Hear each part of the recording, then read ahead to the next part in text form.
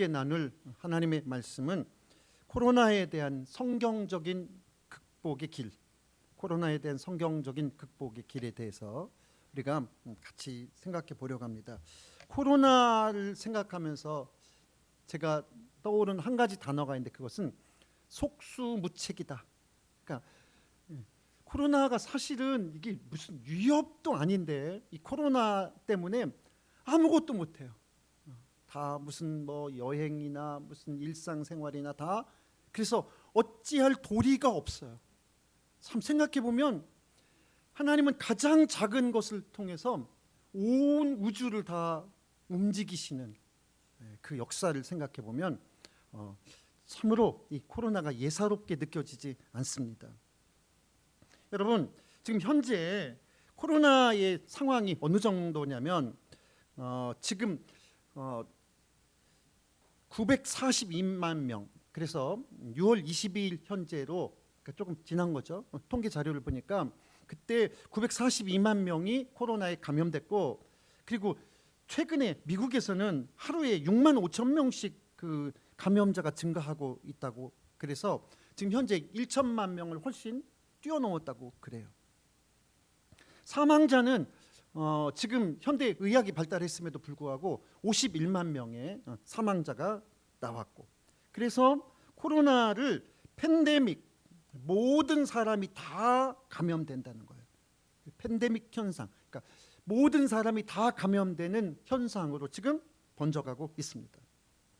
그런데 오늘 성경에 보니까 무슨 전염병이나 메뚜기나 무슨 재앙이나 무슨 질병이 있거든 이라고 말씀하고 있는데, 성경에서 말한 또 하나의 재앙이 여러분 지금 우리나라는 아직 미치지 않았지만, 여러분 뉴스에서 이렇게 보셔서 아시겠지만 메뚜기와 황충이 지금 황충은 아주 그 메뚜기가 그 이렇게 성체가 되기 전에 조금 누런 빛을 띈다고 그래요. 그래서 그거를 황충이라고 한다는데, 메뚜기 재앙이 또 아주 심각하답니다. 그래서 북아프리카, 서아프리카 이쪽에서 출발한 이 메뚜기 떼가요 동쪽으로 계속 오고 있는데, 그래서 이집트, 이란, 파키스탄, 또 인도, 지금 그래서 그 이쪽 파키스탄이나 인도는요 코로나보다 훨씬 더 무섭게 느껴지는 것이 바로 지금 이 메뚜기 재앙이라는 거예요. 이 메뚜기가 그 한 4천억 마리쯤 되는데, 한 4천억 마리가 온 이 여러분 이렇게 화면 보시면 이게 누런 게 이게 다요 메뚜기 떼입니다. 황충이라고 하는 것들이에요. 이것이 지금 이 세상을 다 이렇게 막 집어삼키듯이 하고 있는데, 숫자가 하도 많아가지고 농약을 쳐도 소용이 없대요. 여러분 여기 이 사람 보세요. 메뚜기가 저렇게 많은데 그 메뚜기를 잡으려고 무슨 포장 같은 거 가지고 막 이렇게 휘두르는데 이걸로 해결이 되지 않는 거예요. 그래서 여러분 글씨 보이는지 모르겠지만 코로나보다 무섭다, 이런 표현이 있고, 또 그다음에 성경적 재앙이다. 성경에서 말한 그 메뚜기 재앙, 그거 지금 이렇게 말하고 있다는 거예요. 여러분 오늘 이 본문에 솔로몬은 성전에서 기도하는데 이렇게 기도하고 있습니다. 만일 이 땅에 기근이나 전염병이 있거나 곡식이 시들거나 깐부기가 나거나 메뚜기나 황충이 나거나 이렇게 무슨 재앙이나 무슨 질병이 있든지 이렇게 말하고 있는데, 마치 솔로몬이 지금 시대를 예언한 듯한, 그래서 무슨 전염병이나 무슨 메뚜기나 무슨 재앙이나 무슨 질병이 있든지, 그러니까 솔로몬이 생각한 지금 아주 위험한 재앙들이 지금 이 시대에 아주 급격하게 번져가고 있는데, 지금 중국에서는요 이 메뚜기를 막을 방안을 어떻게 방법이 없어가지고 굉장히 고민하고 있는데, 여러분 지금 동쪽으로 계속 오는 이 메뚜기가 한국에는 안 온다고 보장할 수 있겠습니까? 참으로 심각한 문제라는 거예요. 제가 그래서 이 말씀을 보면서 지금 전염병 얘기했죠, 그 다음에 메뚜기 얘기했죠, 재앙, 질병 다 해당된다고 봤는데, 아직 해당되지 않은 한 단어가 남았는데 그것이 바로 뭐냐면 기근이라는 거예요. 기근. 여러분, 지금 우리가 너무나 풍족하게 잘 먹고 오히려 덜 먹어서 살을 빼야 되는 지경이지만, 여러분, 참으로 지금 여기에 남은 기근의 상황도요, 얼마든지 발생할 수 있다고 생각합니다. 여러분, 이 환경적인 재앙으로 인해서 저는 이번에 그 코로나로 인해서 교회에서 느낀 점이 가장 큰 것이 있다면, 이를테면 교회가 설사 시들어간다 해도 신압으로 서서히 성도들도 줄어가고 교회도 시들어가지 이렇게 생각했는데, 여러분 생각해 보세요. 하루아침에 교회를 문 닫게 만들고, 어떤 교회는 확진자가 발생하면 폐쇄하고, 그래서 한 치 앞도 아무도 내다볼 수 없는 세상이라는 거예요. 개인의 장래도 마찬가지예요. 오늘 지금 먹을 것이 너무 많이 쌓여 있는 것 같지만 하루아침에 세상이 기근으로 허덕일지도 아무도 알 수 없다는 거예요. 여러분, 이런 가운데서 마치 솔로몬이 지금의 상황을 예언이라도 한 듯이 이렇게 말하고 있는데, 오늘 이런 가운데서 우리가 코로나를 극복하는 방법이 무엇일까? 여러분, 코로나를 생각하면서 우리가 고민이 되는 거 다 있으시죠? 저도 목회를 하면서 특히 교회가 이렇게 마음대로 움직일 수 없고, 개개인의 생활도 마찬가지지만, 그래서 우리가 고민하는 점이 바로 이런 점이 많이 고민이 될 거예요. 이 상황에서 우리 기독교인들은 그러면 도망가야 되는가?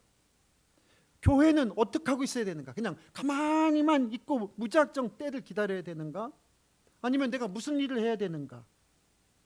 여러분, 교회가 교회다운 일을 지금 할 수도 없고, 전도도 못하고, 예배도 마음대로 모이지도 못하고, 이런 상황에서 무엇을 해야 될까를 고민하는 가운데 오늘 이 말씀을 같이 나누기를 원합니다. 코로나를 극복하는 방법, 성경에 세 가지를 말씀하고 있는데, 본문의 말씀을 잘 한번 같이 보십시다.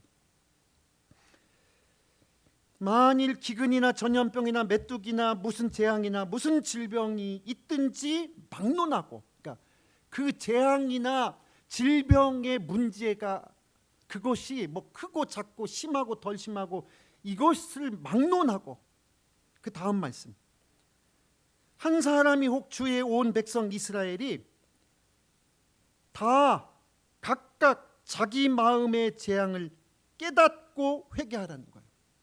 좀 간추려 보면 코로나 재앙을 극복하는 방법, 여기 성경에 있는 대로 38절, 다 각각 자기 마음의 재앙을 깨닫고 회개하라는 것입니다. 여러분, 여기서 말씀하는 다 자기 마음의 재앙을 깨달으라, 이 말씀을요, 여러분, 이 말씀은 누구 한 사람의 책임이 아니라는 거예요. 다 책임이라는 거예요. 이 상황이 된 것이 뭐 교회가 썩었어, 목회자가 썩었어, 누가 뭐 위정자들이 썩었어, 이게 지금 한 사람의 말이 아니라는 거예요. 다, 그래서 모두의 공동의 책임이라는 거예요. 하나님 앞에서 우리 모두의 공동의 책임이고, 또 그 뒤에 말도 각각 자기 마음의 재앙을 깨닫고 회개하라는 거예요. 그러니까 각각이라는 말은 누가 대표해서 기도해서 해결될 문제가 아니다라는 거예요. 그러니까 모두가 다 공동의 책임을 인식하고, 그리고 각각 누가 대표해서 기도하고 누가 대표로 금식해 줘서 되는 문제가 아니라 모든 상황, 여러분, 마치 요나서에 있는 니느웨 성 백성들이, 요나가 하나님이 3일 후에 이 성을 멸하실 것이라고 말하니까 그들이 하나님 앞에 모두가 다 금식했다고 그랬는데, 거기 보니까 왕으로부터 신하와 백성에 이르기까지, 그리고 누구? 짐승들마저도, 그러니까 모두의 공동의 책임으로 인식하고, 그리고 누가 대신 기도해줘서 해결될 문제가 아니라 모두가 다, 각각 모두가 다 하나님 앞에 회개할 때 하나님이 회개를 받으시고 자비와 용서를 주신다는 것입니다. 또 하나, 그래서 이 말씀에는 두 가지 조건이 붙어 있는데, 모두가 다 회개해야 하나님의 은혜가 임한다는 것이고, 또 하나는 이것이, 이 재앙이 하늘로부터 온 재앙임을 깨닫고 우리의 죄악으로부터 발생한 죄악임을 깨닫고 하나님 앞에 기도할 때 들어주신다는 것입니다. 오늘 여러분, 코로나에 대한 오늘 아침 하나님이 우리 마음에 새로운 마음들을 주셔서 막 어느 나라 때문에 거기서 발생해서 그렇고, 또 우리 동네는 누가 그래서, 저도 가만히 생각해 보니까요, 딴 동네 사람은 괜찮은데 우리 동네에서 누가 발생했다고 하니까 에이, 이런 마음이 생길 거예요. 정말 이게 사람이 대구서라고 말할 때만 해도 마음이 그렇지 않더니 또 점점점 뭔가 좁혀오는 거예요. 이게 소위 말하는 팬데믹, 팬은 모든, 데믹, 사람들, 그러니까 모든 사람, 뭐 지금 뭐 브라질이나 이런 데는 대통령마저도 지금 이 코로나에 걸렸잖아요. 그러니까 하나님 앞에서 모든 사람이 다 지금 회개해야 되는 시점이라는 것입니다. 오늘 여러분 이 말씀을 생각하신다면, 내가 지금 누구 때문에 코로나, 우리 지역에 무슨 때문에 이게 코로나가 퍼졌다, 이런 마음을 버리고, 지금 성경은 두 가지 조건을 이야기하는데, 모두의 책임으로 인식해야 된다. 그 다음에 모두가 다 기도해야 된다. 그럴 때 하나님의 은혜가 임한다고 말씀하고 있습니다. 여러분이 코로나의 심각성을 여러분 자신들도 많이 느끼실 거예요. 사업하시는 분들은 사업하시는 분 나름대로. 그런데 저도 목회를 하면서 코로나의 심각성이 크게 느껴지는데, 여러분 이런 것입니다. 교회가 갑자기 텅 빌 수가 있네? 오라고 사정해도 사람들을 강제로 끌어올 수도 없네? 그래서 교회가 하루아침에 폐쇄될 수도 있다는 점, 이게 여실히 드러난 거예요. 또 가만히 생각해 보니까 예배를 마음대로 드릴 수 있는 자유, 여행을 마음대로 할 수 있는 자유, 이게 너무너무 감사한 일인데 오늘 우리가 감사를 잊고 살고 있다는 것입니다. 그래서 오늘 우리는 이 아침에 다시 한번 우리 모두가 다, 모든 교회가 다 외형의 형식주의에 빠질 것이 아니라 진심으로 하나님의 거룩한 뜻이 무엇인가를 찾으면서 회개하고 나아갈 때, 그럴 때 니느웨 성의 온 백성들처럼 짐승마저도 굶기면서 회개했을 때 하나님이 그 성을 구원하신 것과 같은 그런 은혜가 있어야 되고, 우리 기독교인들이 이런 마음으로 우리가 다 누구를 탓하는 마음에서 우리 모두의 다 책임이라는 걸 인식하고 기도해야 될 줄 믿습니다. 두 번째는 오늘 성경에서 뭐라고 말씀하고 있냐면, 이 성전을 향하여 손을 펴고 기도하는 자에게 하나님이 고쳐 달라는 것입니다. 간단히 줄이면 성전에서 기도하라는 거예요. 성전에서 기도하라는 거예요. 여러분, 오늘날 교회가 코로나에 많은 분들이 모이는 곳이고, 또 사회에서 우려하는 것처럼 교회에서 또 큰 소리로 기도하기도 하고 찬송도 하니까 코로나의 취약 지역인 것도 부인할 수 없는 사실이에요. 그런데 오늘 성경은 지금 성전에 모여서 기도해야 된다는 거예요. 코로나를 극복하는 방법 가운데 성전에서 모여서 기도해야 된다는 거예요. 여러분, 그러면 솔로몬은 성전을 어떻게 생각한 사람인가? 성전을 어떻게 인식한 사람인가? 열왕기상 8장 여러분 29절 말씀 보세요. 열왕기상 8장 29절에 보면 주께서 전에 말씀하시기를 내 이름이 거기 있으리라 하신 곳 이 성전을 향하여 주의 눈이 주야로 보시며, 솔로몬은요 교회를 어떻게 생각했냐? 주님의 눈이 주야로 보시는 것. 아멘이세요? 교회에서 조용히 기도하고 가는 거 목사님 모를 수 있어요.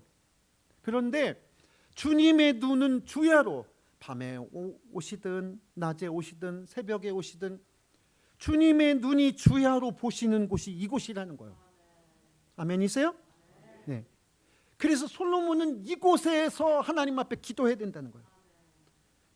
또 하나 30절에 보면 솔로몬은 교회를 어떻게 생각했냐면 이렇게 생각했어요. 주께서 계신 곳 하늘에서 들으시고 들으시사 사하여 주시옵소서.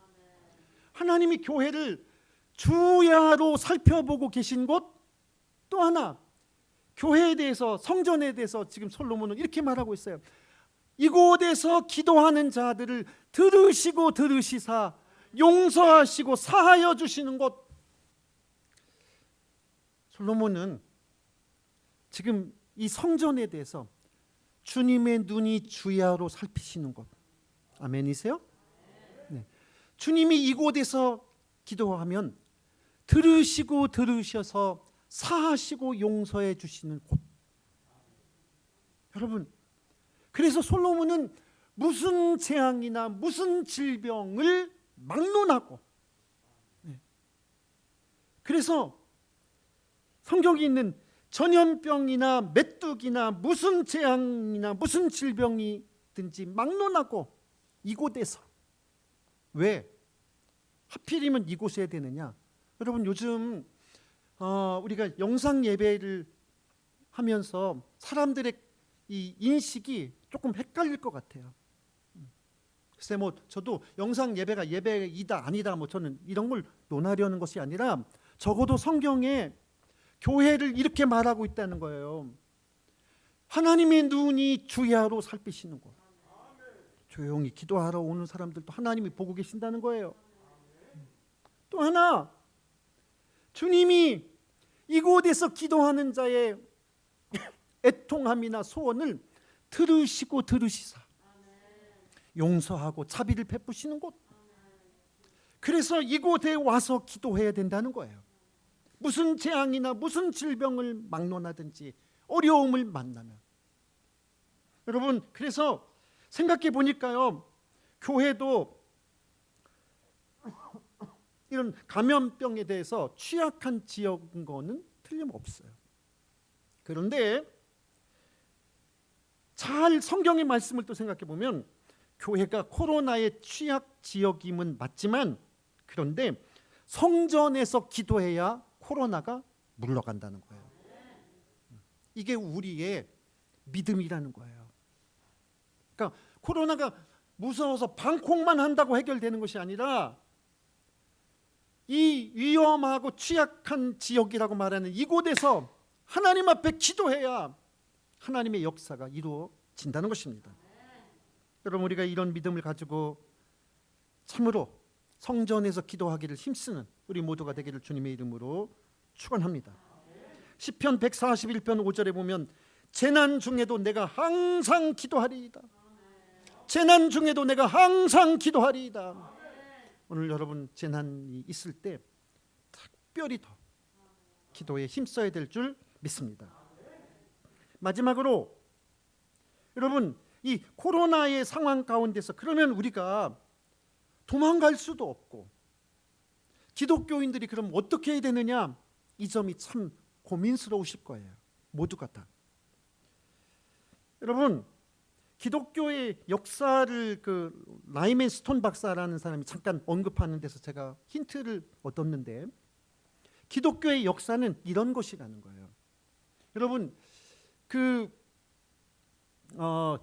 기독교가 1세기에 이렇게 부흥하게 됐는데, 1세기, 2세기에 많이 부흥하게 됐는데, 그 부흥의 계기가 그 당시에 로마에 큰 전염병이 돌았다는 거예요. 근데 큰 전염병이 돌 때 기독교인들이 병자들을 돌보면서 헌신하는 가운데서 교회가 부흥하기 시작했다는 거예요. 그래서 유명한 일화가 있는데, 비기독교인이었던 줄리안 황제라는 분이 있었는데 그가 이런 말을 남겼어요. 갈릴리 사람들, 여기서 말하는 갈릴리 사람들은 예수님의 고향이 갈릴리여서 그래서 이 예수파 그런 뜻이에요. 그러니까 교인들, 예수를 따르는 무리들, 이런 사람들. 갈릴리 사람들이 어떻게 비기독교인 병자들까지 이렇게 헌신적으로 돌봐줄 수 있느냐며 감동해서 그래서 기독교를 확산하는데 아주 큰 공헌을 한 황제였습니다.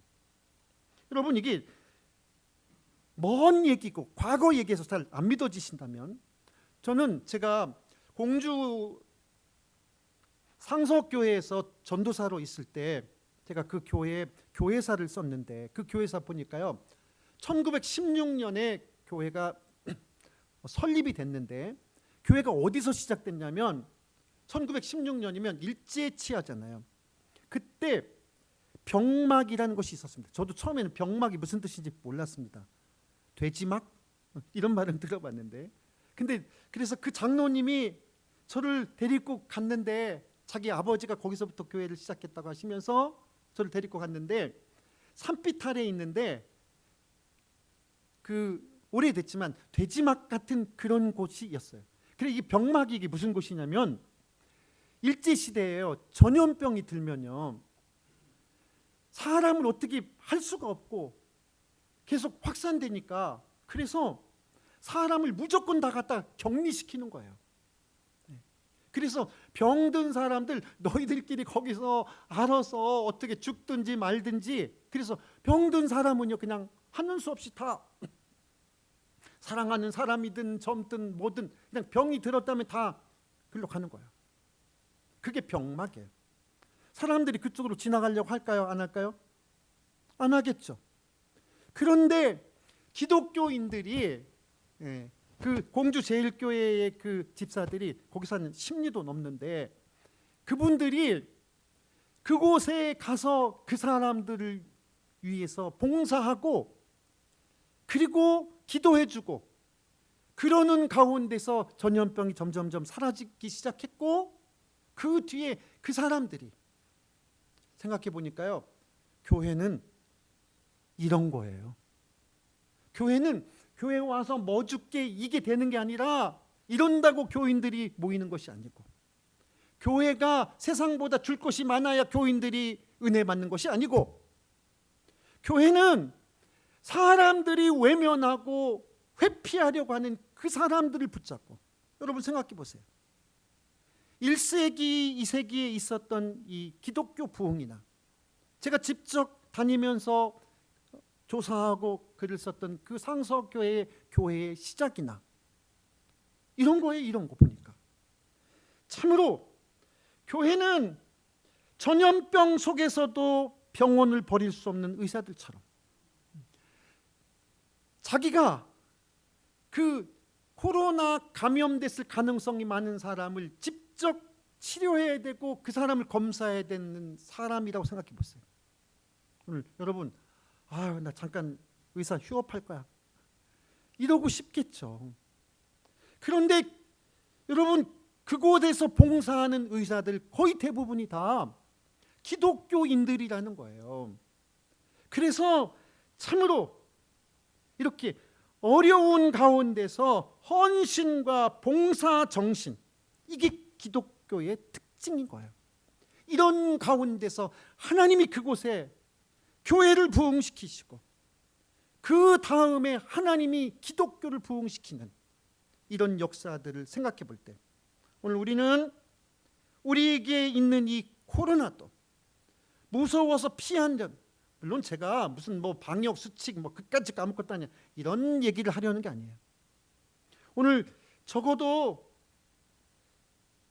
무장하고 그 환자들을 정성을 다해서 돌보는 그런 의사들의 그 모습처럼 교회가 지금 그런 마음과 그런 자세를 가져야 된다는 거예요. 내가 오늘 뭐 해야 될까를 여기서부터 생각해야지 답이 나올 것 같아요. 교회가 코로나로 인해서 시들어간다 이것만 쳐다보면 계속 그래 이거밖에 안 보일 거예요. 1세기에도 그랬고 2세기에도 그렇고 20세기 상서교회도 제가 아는 그곳에서 직접 본 그 교회의 시작도 그랬고 다 이런 병막 같은 데서 시작되는 거예요. 그런 사람들 붙잡고 기도하고 돌보면서 교회가 시작된다는 거예요. 그러면서 복음이 전파된다는 거예요. 말씀을 정리해 보겠습니다. 오늘 우리가 적극적인 위생 조치와 사회적 거리두기 이런 것들은 잘 지키되, 그러나 오늘 성경은 이 코로나에 대해서 누구 탓이 아니고 어느 나라 탓이 아니고 참으로 모두 다 회개하고 자기 마음의 재앙임을 깨닫고 회개할 때, 아멘이시죠? 네. 그럴 때 하나님이 자비를 베푸시고 들으시고 사하여 주신다는 것입니다. 두 번째는 교회가 하나님의 집이 하나님이 눈이 주야로 살피시는 곳이고, 하나님이 이곳에서 부르짖는 자들을 안타깝게 여기시고 사하시고 은혜를 베푸시는 곳이기 때문에 교회가 코로나나 이런 것에 대한 취약지구임에도 불구하고 하나님 앞에 기도해야, 이곳에서 기도할 때 하나님이 우리의 기도를 들으시고 이 땅을 고치시고 사하시고 하나님의 역사가 일어난다는 사실, 오늘 이 믿음이 우리 안에 이 아침에 새롭게 부어지게 되기를 주님의 이름으로 축복합니다. 마지막으로 오늘 이 가운데 우리가 세상 사람들처럼 회피한다고 해서 답이 나오는 것이 아니라, 여러분 제가 정말로 그래서 병막에서 그 가서 기도해 준 사람들, 이게 보통 배짱이 아니다 싶기도 하고요. 그게 정말 그리스도의 사랑의 마음이 아니면, 오늘 생각해 보니까요, 저는 순교하면 딱 떠오르는 것이 이런 거예요. 일제시대에 나는 예수 믿겠어요, 또는 공산주의 시대에 나는 예수님 부인할 수 없어요 그러면서 총살당하고, 이것만 순교인 줄 알았는데요, 이 코로나 시대에 내가 어려운 자들을, 그렇다고 막무가내로 하는 말씀 절대 아닙니다. 이 어려운 시대에 내가 할 일이 무엇인가? 여러분, 이 가운데 우리가 기독교가 할 일이 뭐냐? 교회가 할 일이 뭐냐? 교회는 묘하게 전염병 뒤에 부응하더라. 근데 전염병 뒤에 무조건 다 부응이 아니라 전염병 가운데 병막을 찾아다니면서 돌보는. 어떻게 기독교인들이 자기 식구들 돌보는 건 이해가 되지만 자기 식구도 아닌 비기독교인들을 이처럼 돌보냐고 황제가 감동해서 그때부터 기독교가 편안한 종교가 됐다는 거예요. 여러분, 오늘 우리가 정말로 이 시기 가운데서 기도하면서 오늘 말씀대로 우리 자신 모두의 죄를 돌아보고, 이게 하늘에서부터 온 재앙 같다, 오늘 이런 마음으로 우리가 정말로, 그러나 교회가 위험하지만 모여서 기도하고, 그리고 위험하지만 내가 참으로 순교하는 각오로, 코로나를 위해서 내가 주님의 일 잘하다가 죽는다면 그것도 다시 생각해 보니까 일제시대나 6.25 때 순교하신 분과 하나도 다르지 않아. 똑같은 순교야. 어려운 사람들을 위해서 돌보다 돌아가신 분, 그것도 순교라고 생각해요. 똑같다고 생각해요. 여러분, 오늘 이 가운데 참으로 우리는 세상 가운데서 참으로 우리가 이 재앙에 대해서 이것을 우리의 십자가로 생각하고 죽을 각오로, 순교의 각오로 임한다면 하나님은 그것을 보시고 이 땅을 고치시고, 그리고 교회가 다시 부흥하고, 아, 교회는 그런 곳이구나. 코로나 전파되는 곳이 아니라 코로나를 위해서 헌신하고 죽을 각오하는 사람들이 모인 곳이구나. 이런 것들이 알려질 때 세상에 그리스도의 계절이 되고 그리스도의 땅이 될 줄 믿습니다. 그래서 이 코로나를 통해서 하나님의 살아계심을 세상 가운데 드러내고 온 백성이 하나님을 경외하게 만들고, 이를 통하여, 이 위기를 통하여 기독교가 크게 부흥하는 계기가 되고 교회가 부흥하는 계기가 되기를 우리 모두가 힘쓰며 기도해야 될 줄 믿습니다. 기도하겠습니다.